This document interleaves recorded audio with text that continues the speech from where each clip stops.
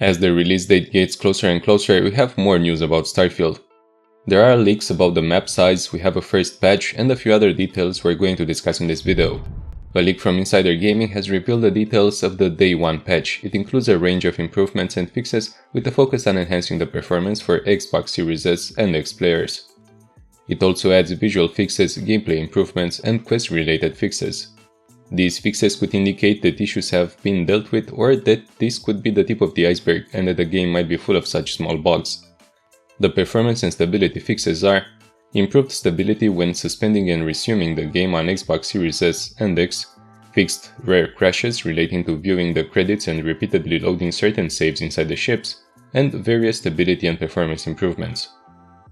The visual fixes are fixed issues with hair not appearing on characters, improved distant object appearance when transitioning to the surface of a planet, addressed issues with abrupt face animations and white flashing boxes in the hand scanner view, fixed texture-related issues including undesired texture blends and unnecessary degradation on Xbox Series S. The gameplay fixes say fixed rare issues with floating companions and misaligned ship modules, addressed problems with touchdown points not turning red in the ship builder, fixed appearance of the player when equipping items, adjusted the distance of accessing and storing cargo in the player's ship, reduced long delays on the press any button screen. The quest fixes are fixed issues with ship patrols not appearing and contraband scans not occurring, addressed problems with landing at New Atlantis during certain quests, fixed issues with hit glitches not counting as killed and location appearances, addressed rare issues with being trapped in the facility and spacer ship not appearing, fixed issues with companion behavior and quest impact. In an interview, lead designer Emil Pagliarulo confirmed that the main character will be a silent protagonist. Asked whether Bethesda went the direction it did because of the negative fan reaction to Fallout 4, Pagliarulo said it was a factor. Bethesda wanted to give a voice to their hero and even recorded a few lines of dialogue. We hired an actor, we got the voice, we listened to him and we were like, you know what, this guy is too specific. In a poll on IGN voted by fans, it seems 61% of the voters would prefer a protagonist with no voice, so indeed Bethesda heard the fans regarding this. We realized that the only way to do it and let players be the person they want to be was to have a non-voice protagonist, is what Emil Pagliarulo said. It was not having a voice protagonist that allowed the developers to create such a big world. The time needed to correct and add the many thousand lines of dialogue has been put into developing the world around, and this could prove to be essential to the game, way more important than the lines of the main protagonist. The game still has over 200,000 lines of voices, only that the main protagonist will be silent. One bad news for players is that the Game Pass trial, which was $1, was first reduced to 2 weeks, and now, since we're getting closer to the release date, this has been completely removed, so you won't be able to play the game for a limited time for only $1.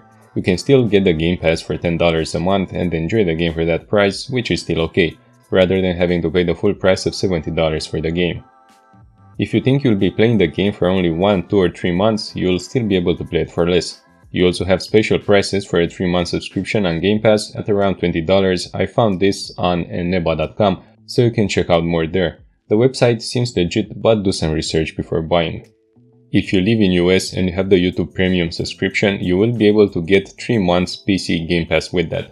So you can check more on that if you live in the US because it sounds like a good thing.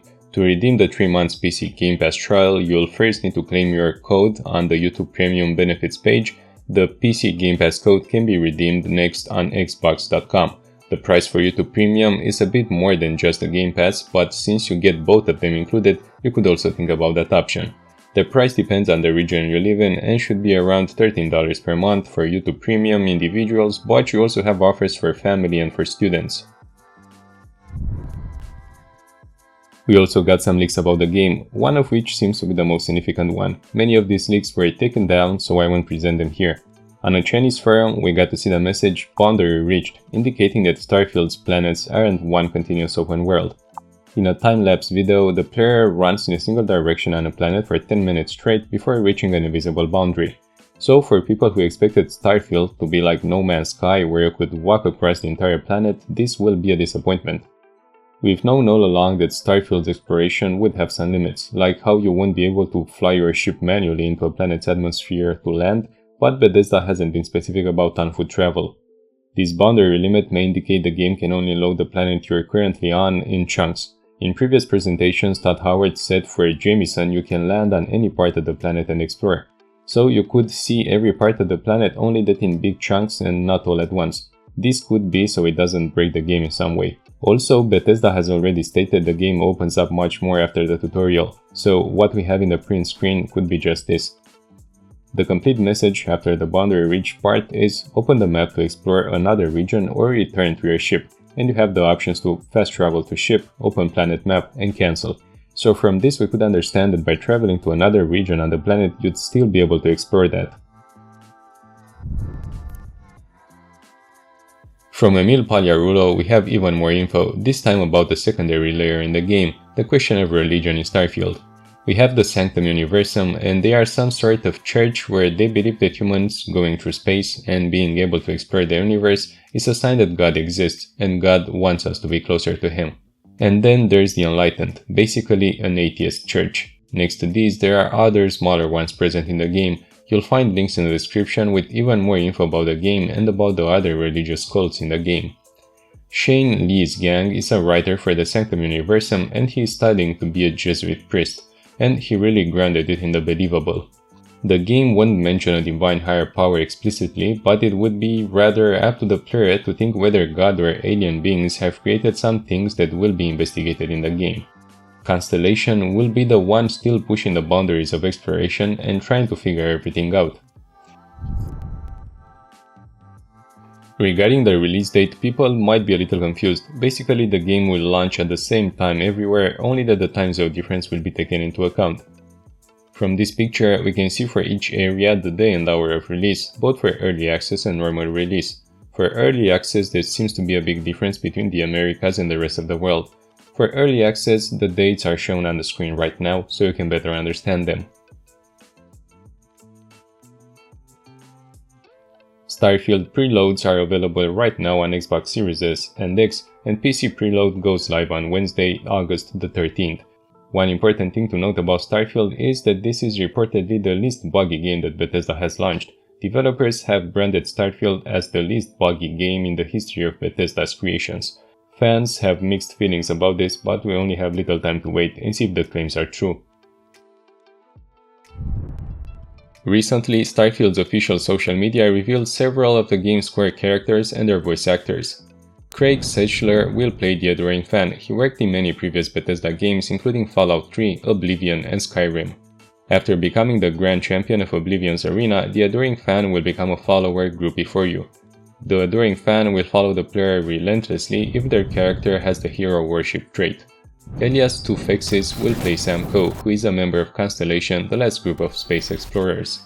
He is described as an excellent pilot and an even better dad. The character will be a romanceable option. Tufexis has also played in previous Bethesda games. Barry Wiggins also joins the cast as Barrett. Barrett will be one of the first members of Constellation that you will meet on your journey. Players may know Barrett Wiggins from shows like Star Trek Deep Space Nine. Additionally, the voice actor has appeared in video games like Mafia 3.